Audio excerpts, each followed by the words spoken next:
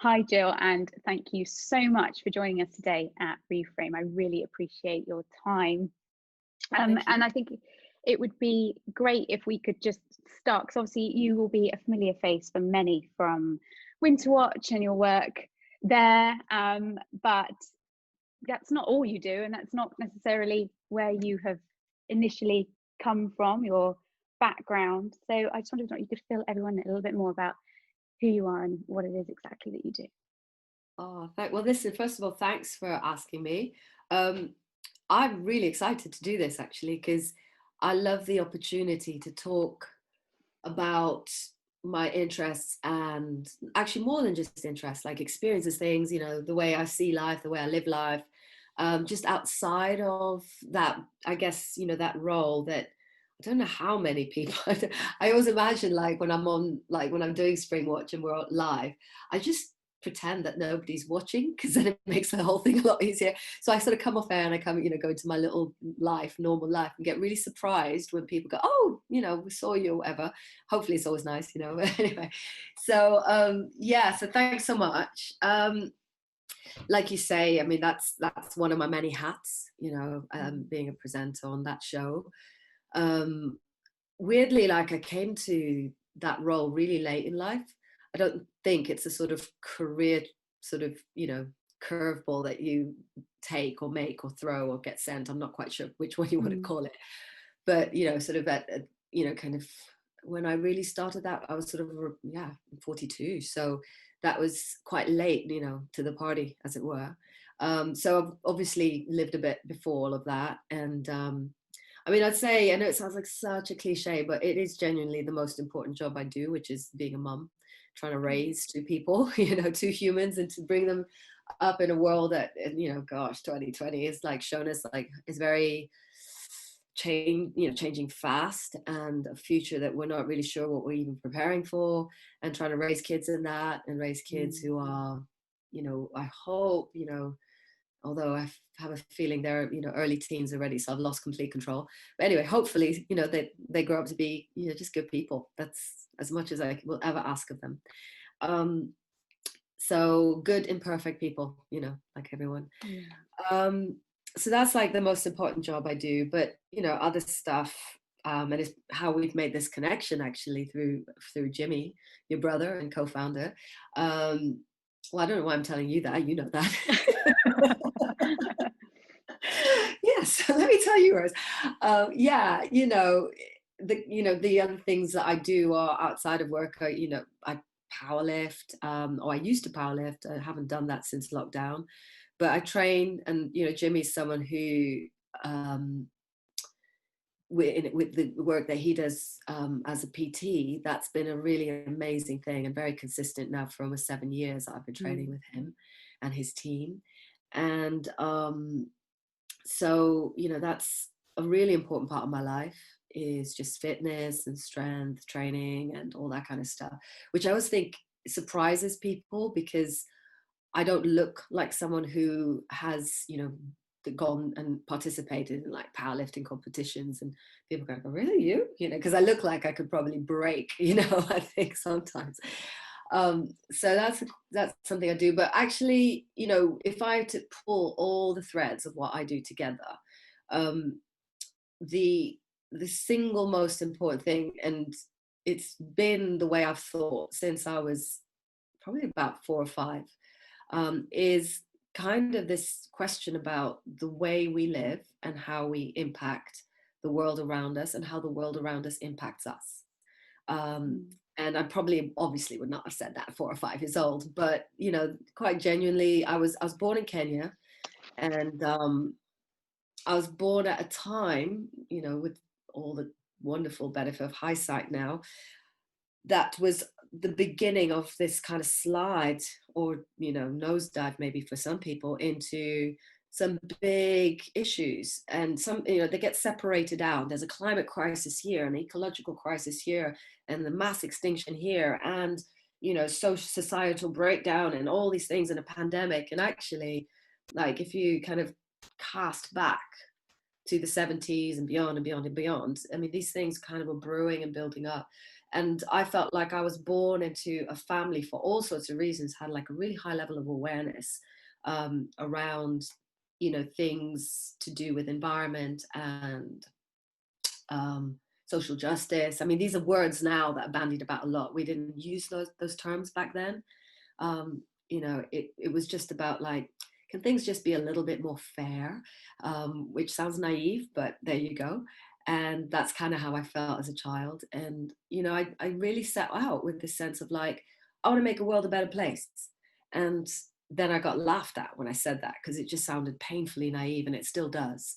But that feeling has not left me ever. So I've kind of started to just say it out loud now, you know, because I'm like, I don't know what to do with that feeling, because that's what motivates me. If I do anything else that's not aligned with that, it doesn't work for me, you know. I don't feel good in myself. So that's me. No, and it's a beautiful thing to hear you speak that, because I think so many of us don't know, even later in life, what our values are and what those beliefs are. And then when we can't live a life that's aligned to those, exactly as you articulated then, it's almost like something. And it's funny, I had a conversation with someone yesterday along the same lines. I said, if I find myself in a situation, or I find myself making choices that don't feel aligned, no matter how naive someone thinks that is, or you're too this, you're too, you know, you think too not, you know, too nice, too caring, too worried about the world, you know, all of those things.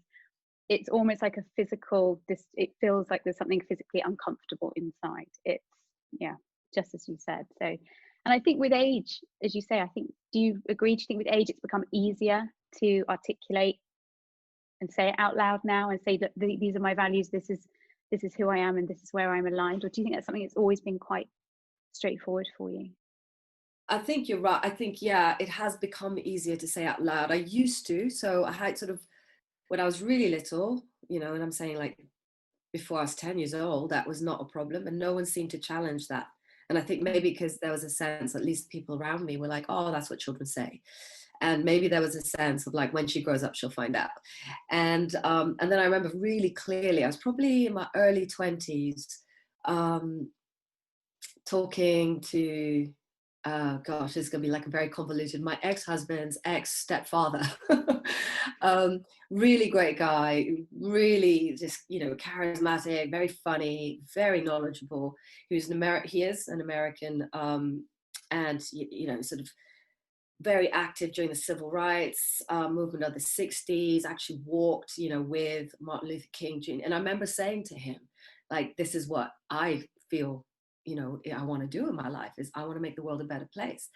And I don't know if he meant to be like disparaging of that, but he challenged that as something that was, well, you know, there's always going to be crap in the world. There's always going to be, you know, and it really felt like, you know, I honestly, like, I kind of feel bad like dropping in it, because, you know, I don't think this was his intention, but the way I received it was definitely like, yeah, let go of that, you know. And, you know, like reality, you know, there's a part of me that's like, yeah, clearly, you know, you're not going to fix everything, not you, not like a lot of people, like there's always going to be challenges and stuff.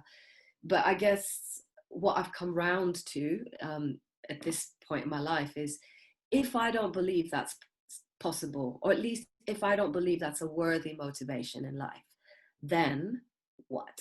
You know, how do you keep going? Because you know, my experience of life is it gets harder as you get older.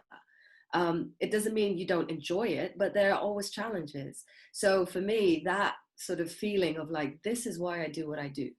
And I'm not waiting for the results to be happy in my life, but if that's what basically is my kind of magnetic north, guides my compass, my sort of, you know, whether I'm going to say yes or no to a job, whether I'm going to say, you know, how am I going to handle this situation? And I can tell you, I don't always get it right, but, you know, like personal stuff, you know, then I'm like, okay, is this the same vibe, you know, I'm trying to put out in the world?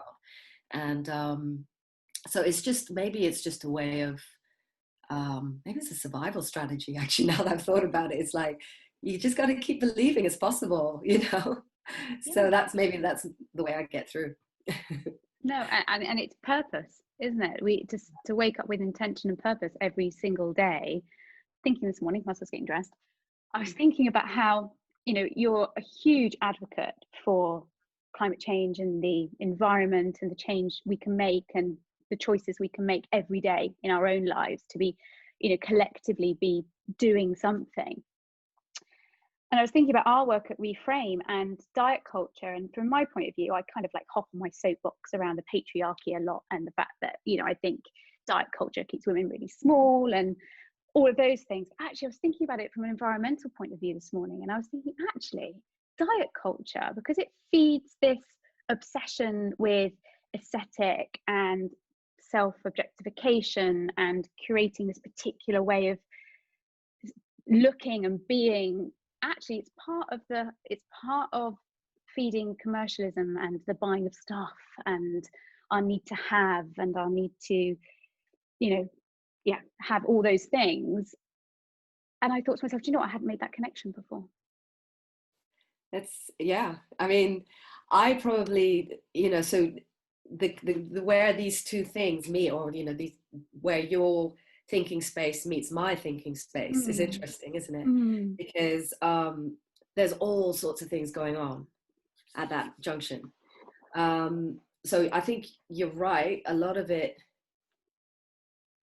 I mean, I'm not an expert in this, so I'm just kind of going with my personal observations and experiences and stuff. But I would agree with you that the kind of, the cult of like, the image and, how highly tuned people's sensibilities are around, even like what your eyebrows look like, and, I mean, the eyebrow thing, let's face it.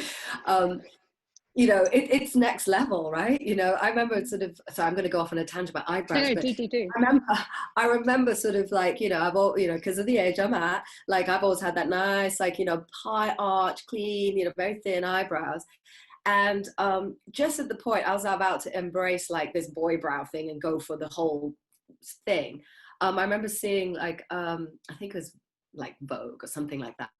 And it was a cover of Rihanna, and on it, she had like what I describe as these pencil kind of Sophia Loren style penciled in, like thin eyebrows. And I just thought, that's it. I'm not touching my eyebrows ever again because I can't keep up with this. So, I mean, that's just a silly example, but I think you're right. Some of it is, a lot of it will be fueled by this machine, which is, keep buying stuff, update, upgrade, the latest look, the latest this. I mean, for me, diet and sort of that sort of body image personally has been an interesting journey, because when I was a teenager, I just was like stick thin. I was so painfully thin, and it didn't matter what I did. I was really sporty, I mean, I was like track and field and volleyball and basketball and field hockey. I just was always doing something, and I danced. I did ballet like from the age of 5 till I was in my mid-20s. So, but I ate like all the time, and not because I was thinking about it, it's because I needed to. Like I couldn't get home without stopping, and I hate to admit it, but there you go, like a Mickey D's. And I would just wolf down like, a cheeseburger, large fries, and then get home, open the fridge, guzzle down a liter of orange juice. I remember exactly what I used to eat. Then would like reach in, usually it was a block of cheddar cheese, eat that, and then maybe do a bit of homework. And then my folks would come home. My dad was the one who did all the cooking. He would cook up a massive meal, like real traditional kind of Kenyan food, or Creole food actually, and then eat that, probably 2 or 3 helpings sometimes, go to sleep, wake up hungry, and and repeat. But I was super skinny, and I kind of laugh now because back then I had the body that probably people think would be the, I don't even know what, maybe 10 years ago, 15 years ago, really, really skinny. But back then it wasn't that attractive to be that skinny, because there was like Cindy Crawford and Linda Evangelista, and they're beautiful women. And, compared to sort of, I think maybe towards the 90s and noughties, there was like this kind of, everyone got really super skinny. And I guess with time, and as I see every decade pass, what I'm now noticing is, oh, this is a fashion. these are just like fads. And how do you keep up with this? It's a bit like the eyebrows. So yeah, I think the relationship between this like chasing this constantly moving target, that, you know, this ideal that you never quite get to, because as soon as you think you're there, it's moved. And so for me, like, I just didn't really get into that, because, and thank God, because for me, I guess sports was my ticket. And it became more important to me to be able to do the sports I did well. And so I just was like, engine, fuel, engine, fuel. And that was the relationship. And I pretty much, my thing is that I'm a happy eater. So I'll eat when life is good. And I cannot eat when I'm under major stress. So that's my sort of thing with food, is that I like literally my stomach just, what it feels like, it just goes into a little tight knot, and it's not letting anything in. And it's really like crazy, how I've noticed that, like really stressful times in my life, that, wow, okay, that my body just goes into like permanent fight, flight, freeze mode and just won't accept any food, which is, you can maybe get through like that for a while, but it's obviously not a great strategy for life. So yeah, wow, yeah, I'm not sure I answered your question there, the relationship with the environment. No, but you did. Consumerism, yes, definitely. I mean, just kind of dropping into a bit of sort of, I guess, what my background is in terms of my kind of professional presenter hat. As a biologist, I would say that, there is a definite link between our like health, human health, and soil health. I mean, I say soil health because I could talk about vegetables and the meat you eat and everything else, but actually everything begins in the soil. And soil biology is like one of those things. It's like, man, how do you get people excited about, like, the earth, earth, but like, it's a whole ecosystem, it's a whole habitat, it's like a whole world, and within a world within a world. And there is this incredible community of microscopic organisms that, the way I like to imagine it, it's like a bustling kind of three-dimensional space where there's tunnels and highways and superhighways where nutrients and water flowing, and really complex chemical like polymers that help to bind the soil structure.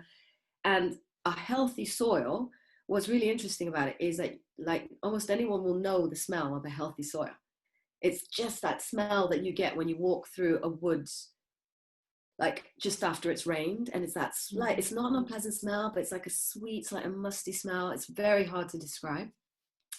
And that's the smell of like healthy earth, when there's a thriving community in it. And our bodies kind of need elements of that. We like, our bodies are the same in a sense. We are a thriving community of bacteria. And if we are not receiving, it's like it works in tandem. All these systems are so much more connected than even like, the last 5, 10, 15 years. Biologists have made such amazing inroads into how everything is connected. So even just from like a really basic biology sense, and it's not basic biology, but what I mean is, for just looking at purely scientific, so we'll move this, the consumerism and the capitalism and this and that out of the way, and just go, ooh, healthy soil means healthy human. Dead, overworked, over fertilized soil, not so healthy human. And it's a simpler relationship as that. So it's kind of where we start with how we farm, both, livestock and agriculture, and therefore what we eat and put in our bodies is all connected. So yeah, massive connection there. In your opinion, where do we start then? Someone who wants to do all those things, I want to make an effort to be supporting the environment better, but I also want to be supporting my health. Where could someone begin? Where could they start that journey? Yeah, it's a great question, because I think even, when I'm just talking about environment, it's such an overwhelming, kind of, the challenges are overwhelming. So it sometimes feels like, oh man, where do I start? There are all these things. And I think actually, you know, it's probably the most like powerful, meaningful, and, you know, in terms of like, I was going to use an expression, it's probably not entirely appropriate. I'm trying to think of another one, but bang for buck, basically. Yeah, yeah. You know, it's like, yeah, starting with what food you buy or grow and then put in your body is really like fundamental. Like how we farm and how our food is produced is a huge part of like the disruption to ecological the ecosystem, but also the disruption to human health. Like the two are kind of the same thing. They're just symptoms showing up in different ways. Mm. So, you know, one of my biggest bugbears is like, you know, the association that's made with certain labels. So like organic food, I feel kind of pushes a lot of people away, just the thought and the sound of it, because it sounds like really wholesome and it sounds really unattainable and it is really expensive. Yeah. And it just pushes people away, because like I'm like, I get that. Like I've got a really good inner saboteur who, you know, when I'm trying to get on like a nice healthy tip, it is just there going, okay, I know what you're trying to become, but you know, I'm going to make sure, you know. So I've got to work hard against that, you know. Actually, I'll come back to that, because it's when you find the right, as you say, motivation, then the work, it's not hard work. But so yeah, what you eat is really important. And I don't necessarily mean like, oh, you need carbs, you need, I don't know, you know, don't eat meat, eat meat. I don't know, you know, like I genuinely, I'm in a position that I'm like, who am I to tell what people should eat? I mean, who am I to say? The thing that helped me find my connection with what I believe is a good connection with food is, so I said earlier that my dad was the one who did all the cooking, right? Because my mom could not and still cannot cook, and she'd have no problem me saying this. I don't know how she has gotten through life. You know, she's in her 80s now and still really can't cook. So dad was the one who did all the cooking, and he was a really good cook, thank God. But he learned to cook from his grandmother, who was a Creole Seychelloise. So he learned to cook in a way that was really kind of old school, you know, and he just held on to that. So by the time we showed up, I mean, my parents had me and my brother quite late in life. By the time we showed up, you know, he was very, very suspicious of processed food, except corned beef. Weirdly, he loved it. But anyway, apart from corned beef. You know, and like, you know, he would never buy, if he was going to buy chicken, he would never buy like a chicken in a supermarket or something. You know, it was always like, I'm going to go and, you know, find like a farmer, like even, it wasn't even called farmers market there. It was like what do you call it? Wholesale food markets, like places where restaurants would go to get, you know, stuff in bulk. And he would go there and hassle them for like, you know, I don't need like 2 tons of chicken, I just need 1, you know, and he would bring it home. So he was really, really skeptical, very suspicious of processed food. And somehow that kind of that sort of handed down to me. And I think it's because of my dad. He's just had this like very old fashioned, because he's born in 1930, kind of like, he's just very suspicious of anything that didn't look like it was when it was either walking or on the tree or whatever. So maybe that's another way of looking at organic food without calling it organic food, is, does it look like food? And actually for a lot of people, that, you know, they're so far that like that disconnection with where your food comes from and how it's produced is so big now that I think a lot of people struggle to answer that question. And you know, the question that really like bugs me is, why is it more expensive to buy a bag of organic potatoes covered in mud than it is to buy the equivalent weight of processed oven ready chips? I don't understand how you can, you know, all the inputs, like, you know, the fertilizers, the pesticides are going into growing, so all of that, all the processing, peeling of the potato, the chipping it, the packaging, the branding of the packaging, and all the kind of whatever processing is done to make this thing that you can just put in the oven, you got chips. How is that still cheaper? I don't, you know, I'm really find that really interesting. And it creates food privilege. Yeah, That's what it does.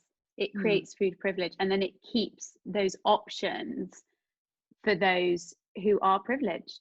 I'm aware that health, you know, we tend to forget about those socioeconomic determinants of health, and is exactly that. You know, if you can't afford a car and you can only walk to the local shop, and the local shop are selling a bag of potatoes versus a bag of chips, and you've got 30 quid to feed your 3 kids that week. Exactly. Yeah, it's a it, you know, and that comes back to policy and all of those kind of things, and, you know, health inequalities and everything that I could bang on about for a really long time. But you said something there, and I wonder whether or not you will agree with this. You know about your dad coming home and he cooked every night, and food, did it play a central part in your family life, like bringing everyone together? Because, you know, with our obsession with processed food, I think has come this kind of mindset that eating is, it's a duty, it's another thing we fit in between all the other stuff we try and get done in a day.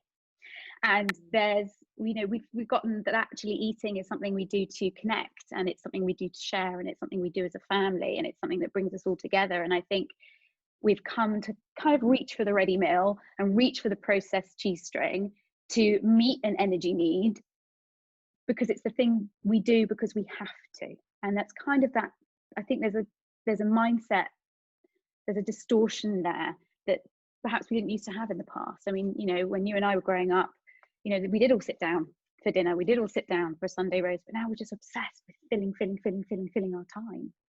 I think it's so much there, definitely, that you know, that kind of I would agree with for sure. I think a big thing was my dad did domestic. He did it dad style. So, you know, he never had that sense of like, oh, gotta cook the dinner again. You know, there wasn't like, no, you know, this is ceremony. And actually more than that, like he acted like a head chef, you know, so it wasn't like he was in the kitchen peeling potatoes while we were all like, he's like, right, you're peeling garlic, you're doing this, and he would be like orchestrating, and he would get my brother and myself like involved in cooking. So my job was generally because like the kind of the Creole style of cooking is like the base is always ginger, garlic, onions. You just, whatever you're going to cook, you know, you got to start peeling garlic like till the cows come home. So that was my job. And so yeah, ginger, garlic and onions, whatever happened, I knew that was what I was doing at some point in my evening. And because, you know, it was that dad style, daddy parent, you know, daddy daycare kind of thing. He's like, this isn't an option. This isn't like, oh, come and cook with me. This is like, you got a job to do because we've all got jobs to do because your mom is out. Because actually my dad, especially, you know, sort of as I was a teenager, he was a bit older than my mom. So he kind of like retired and was a stay-at-home dad, which is really quite revolutionary for the time. Yeah. And my mom was the one out working. So he had this whole thing of like, right, you know, your mother is out there, and when she comes home, this, you know, this is to be done. And partly because she couldn't cook as well, of course. But so that was a big part of it, is that cooking became an activity that we just did. But then what happened is, while we were cooking, in that sort of sideways way that, you know, I guess guys do, exchange stories. He'd tell us about things that he did when he was young. And my dad was a real raconteur. He could tell a story. So it actually became like I would not have thought that then. I just thought I was peeling onions and garlic, right? It was definitely a bonding experience. The stories and the laughs, and he was like, oh, he was a taskmaster, you know, he would like really, he was so pernickety about everything. Oh, no, you don't stir like that, you stir like that. You know, it was not like, oh, you know, fun. You know, he worked as hard, but at the same time, like we had fun doing it because we talked, we exchanged stories. And then by the time mom came home, it was like you eat, and then we'd all sit around the table and eat and blah, blah, blah.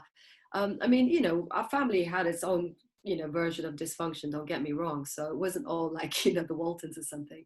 But that's showing my age with that reference. But that was a really important part, is food preparation. and just knowing that there was a time in the day that that's what happened.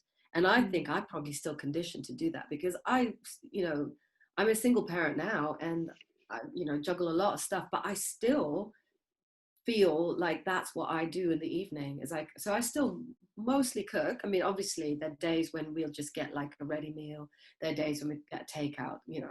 I don't think there's any shame in It's that at life. all. That's It's life. like, exactly, yeah, there are days where I'm just like, you know, I'm done. Like, I don't Yep. even know what to cook today, you guys, you know, and stuff. So, but no, fundamentally though, I don't feel good when we've, you know, I'm like, okay, we got through. Today was one of those days. And then actually, it's not, I don't feel like bad, but I'm just like, it's a different type of satisfaction. It was like, I got a workaround today. So that makes me feel good. At least I acknowledge that it was a step too far today to cook.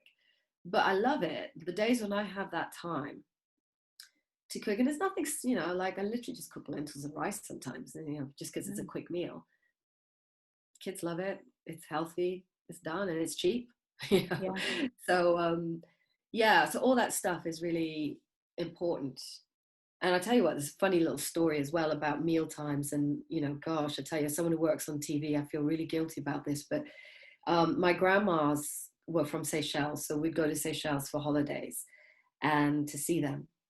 And so this was not like, you know, going to some boutique hotel. This was like, you know, the backyards of Seychelles.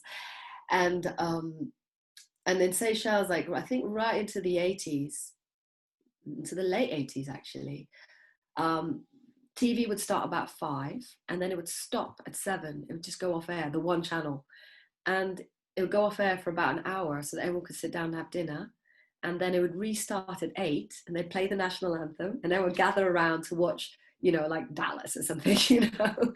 And that was it. And then it would go off air for the rest of the night. And so, you know, it was like this thing. They were like, oh no, we got to stop. We'll go off air so people can have their dinner, and then we'll come back. And I was like, wow, you know, imagine that.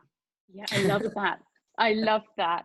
Now I'm texting my 14-year-old, will you appear for dinner? Because I know I can get hold of him that way. And that, I mean, what are your thoughts about, as you know, as a mum, what are your thoughts about the next generation and the pressures that they're under? Oh, deep breath. It's a big one. Yeah.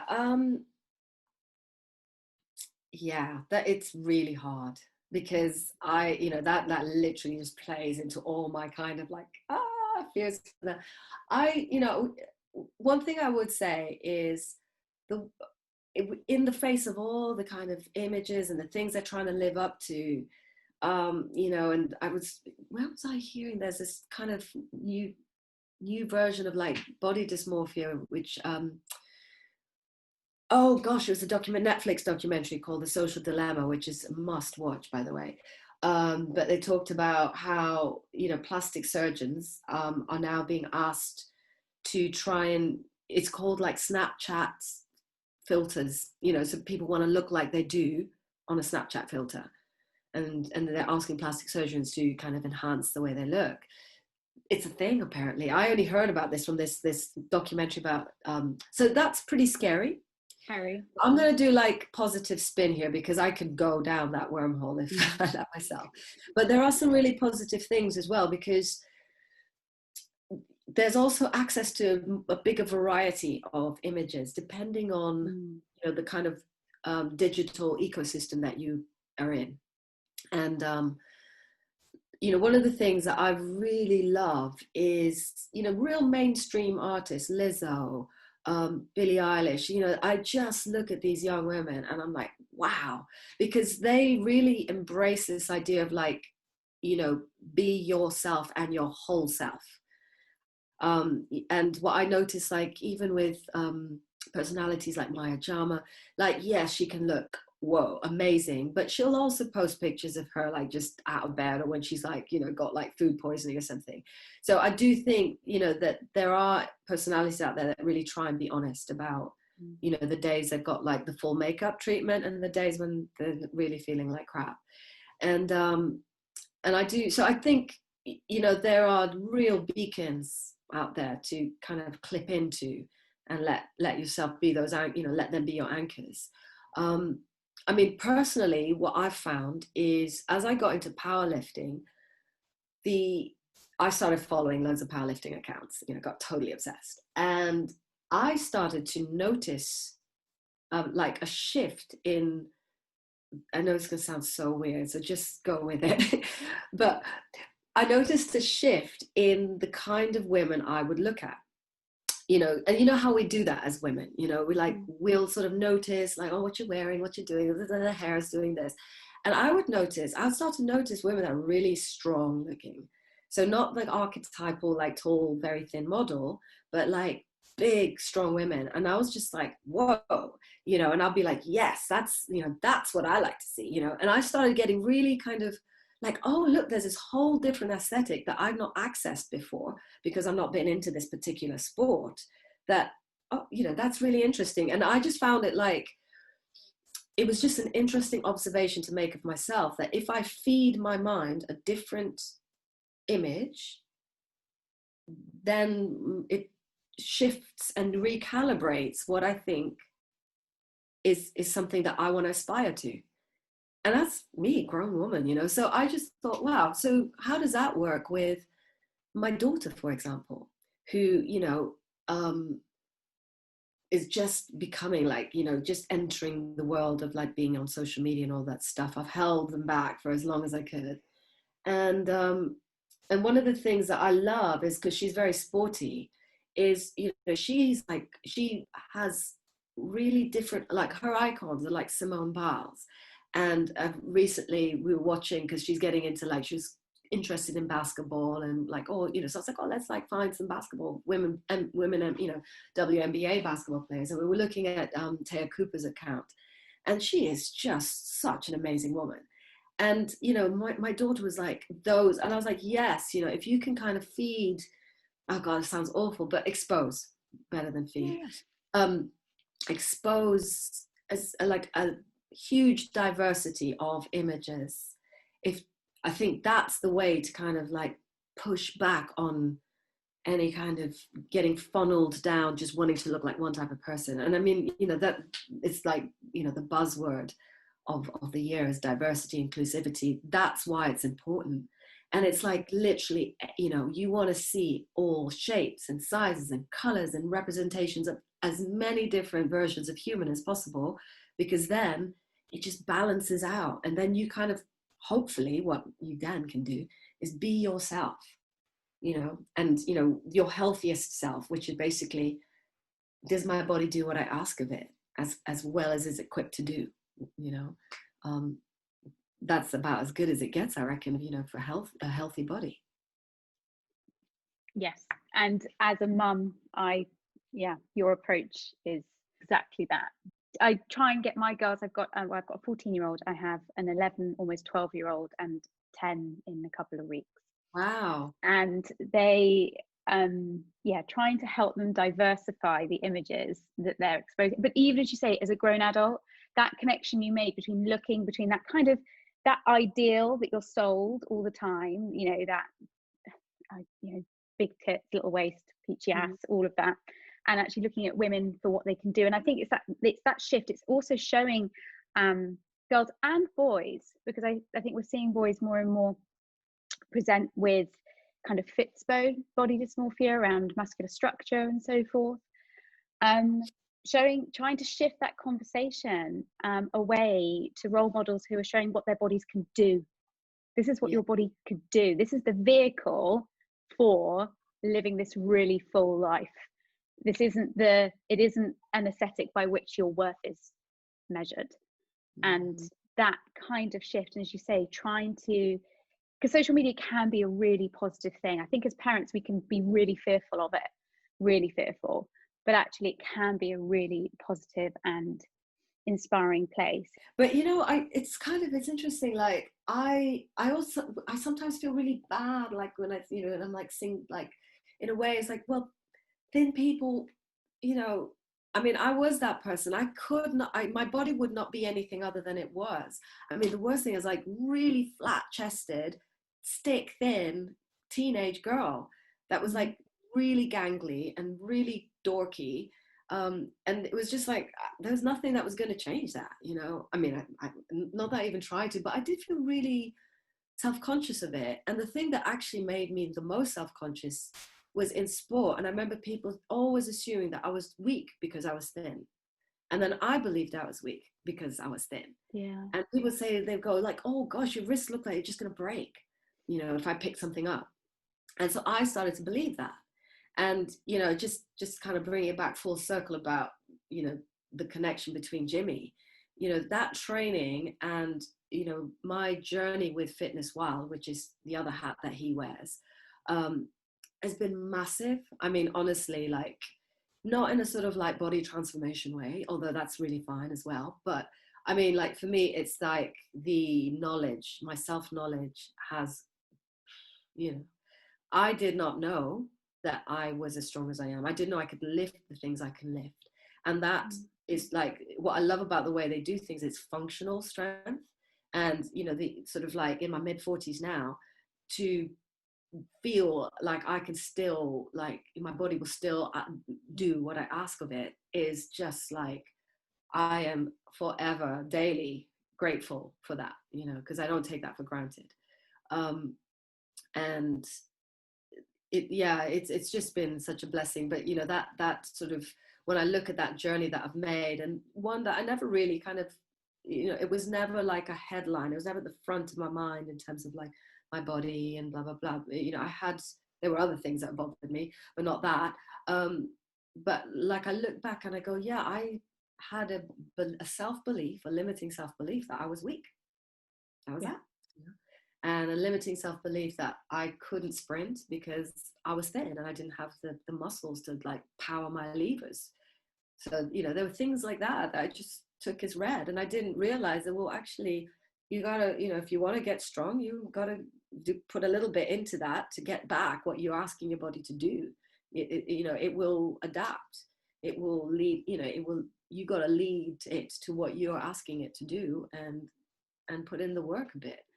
So, you know, that's been such a revelation. And I hope that, you know, that just by osmosis, you know, that my kids, because for me, like, training is like my self-care. That's the thing I prioritize. And I hope that just simply by that they've seen that, you know, through some pretty tough times, you know, like the last 5 years, they've seen that no matter what, that's what I do. And they've seen that, like, it centers me. I'm always like, you know, if I can train, I'm good. And, you know, I don't necessarily expect them to do exactly what I do, but I just hope there's something there that, you know, just brushes off a bit, you know. Yeah. And they will, and at the moment, as they're tweens and teens, they kind of like push back, don't they, a little bit against, they're trying to separate their sense of identity from being tied to us as mum. And but I'm exactly the same. I think, as I, you know, if I get up in the morning and I do some yoga, or I meditate, or I work with weights or whatever, I hope that my kids see it, and they see it and I always talk about it in terms of, I feel strong, I feel well, I have energy, or mum's stressed, I'm going to go work out because it helps me feel less stressed. As you say, exactly, by osmosis, it will find its way into their psyche and set them up for a healthy relationship with their bodies. I hope so. For sure. And if you had an opportunity to stand on top of the mountain and speak to the world, Jill, what would you say? What's the one thing you would want everybody to hear and to know and to take on board? If they could go away with one thing, what do you think? Oh my God, it doesn't have to be one. No one ever gives me one. It's always a bit more than one. You know what? That is like the best question and the worst question as well. You're like, really? Oh my gosh. It's a bit like, I never met my grandfather. My grandfather died long before I was born. And I remember having this dream that I was walking with him in like a grove. I was a kid then. And I was just holding his hand, and he was like telling me what life meant, you know, like everything, like the secret of life. And I woke up and I was like, woo, you know, bear in mind my family, like, you know, we're all sort of, you know, even though we're like, no, we don't believe that stuff, we are superstitious. So, you know, that kind of thing when you dream of dead people's not good. Or is it good? I don't know. It's a message right now. Anyway, so I go down to breakfast. I'm like, oh, I dreamt of grandpa. And they're like, really? And And they're like, oh yeah, he was telling a secret of life or something like that. And they said, so what did he say? And I was like, I forgot.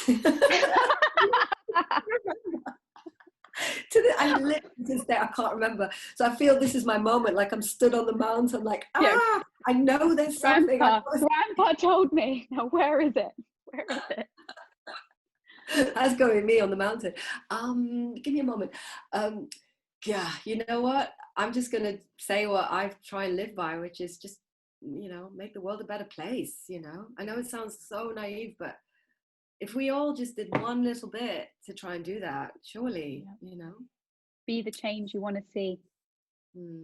Yeah, I know it's cliche. I wish I could come up with something better. But no, but do you know what, Jill? I wish the world were full of Jills. Oh, don't. But don't, I do. As a mum, as a woman, as a professional, as all of those things. Well, geez, man, that's. Oh, thank you. It's very true. But yeah, thank you so much for joining us today. We're about to swap another hat. We're going to go into end of school run, pick up hat, and start another job. But thank you so much for your time today, Jill. I really appreciate it. Oh, you're welcome. It's lovely. Thank you. Thank you.